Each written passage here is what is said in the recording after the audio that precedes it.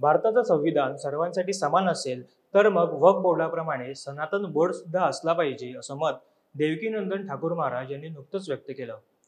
महाराष्ट्रात एकूण 41,000 गावं तर 378 निमशहरी व शहरी भाग आहेत. आकडेवारीचा विचार करता एकट्या महाराष्ट्रात वक्फ बोर्डाकडे 1,00,000 एकरच्या आसपास जमिनी आहेत.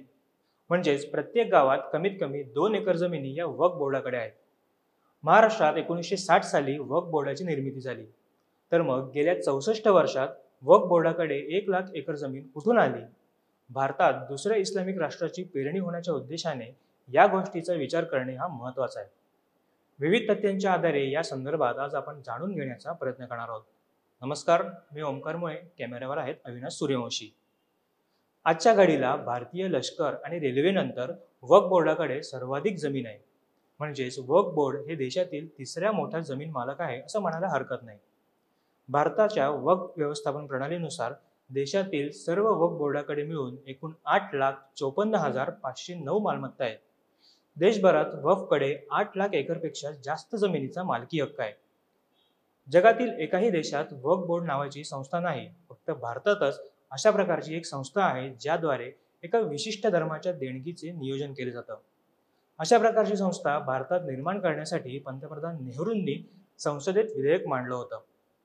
गेल्या 13 वर्षात वक्फ बोर्डाच्या मालमत्तांमध्ये दुपटीने वाढ झाल्याचं स्पष्ट झालंय. आता एवढ्या कमी कालावधीत जमीन वाढली कशी, याचेही कारण अतिशय रंजक आहे.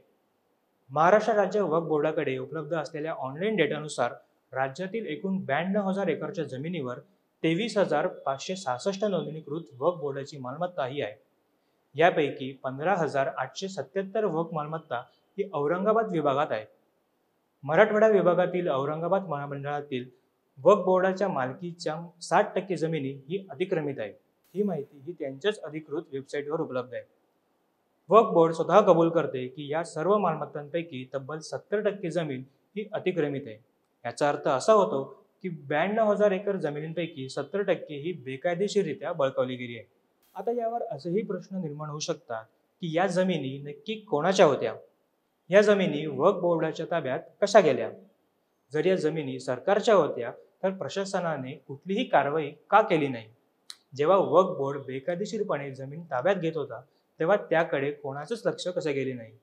ते अनधिकृतपणे ताब्यात घेण्यासाठी मदत कोणी केली? मुख्यतः या जमिनींचा वापर कुठल्या बेकायदेशीर कामांसाठी किंवा देशविघातक कारवायांसाठी केला जात तर नाही ना, यावर तपास करणं हे महत्त्वाचं आहे. जेव्हा देशातील काही मुस्लिम संघटना हे भारताला कुठल्याही परिस्थितीत 2047 पर्यंत इस्लामिक देश म्हणून रूपांतर करायचा विचार करत आहेत, तेव्हा अशा परिस्थितीत वक्फ कायद्याचा गैरवापर होण्याची शक्यता ही नाकारता येत नाही.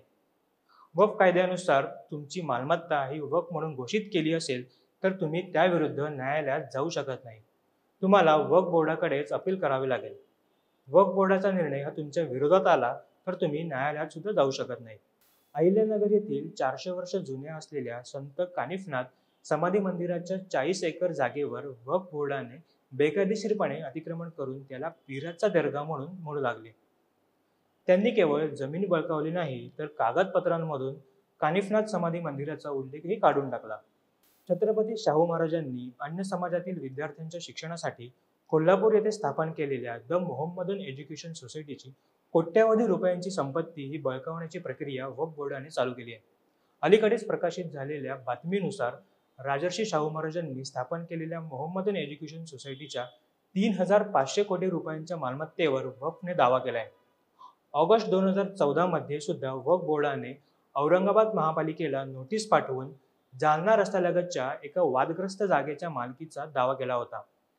याचबरोबर सोलापूर, मालेगाव, मुंबई अशा अनेक ठिकाणांसह राज्यातील काही वनवासी भागांमध्ये बेकायदेशीरपणे जमीन बळकावल्या जात आहेत.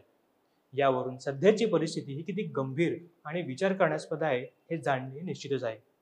याबद्दल तुम्हाला काय वाटतं हे आम्हाला कमेंटमधून नक्की कळवा. आमच्या फेसबुक पेजला लाईक आणि यूट्यूब चॅनलला सबस्क्राईब करायला विसरू नका. तुर्तास धन्यवाद.